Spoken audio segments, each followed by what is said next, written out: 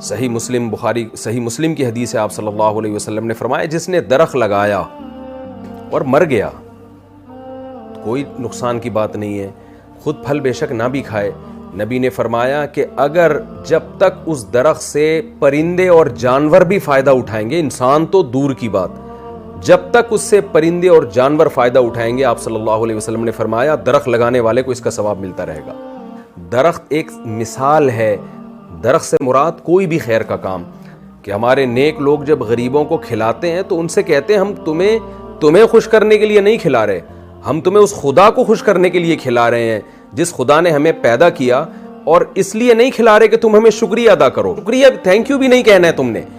ہم تمہیں اس لیے کھلا رہے ہیں کہ کل ایک دن آئے گا قیامت کا جس دن ہمیں عدالت کے کٹہرے میں کھڑا ہونا ہے، اپنے اعمال کا اللہ کے سامنے حساب دینا ہے، اس دن ہم اپنا یہ عمل اللہ کے سامنے پیش کر سکتے ہیں کہ اللہ ہم نے بھوکوں کو کھلایا تھا۔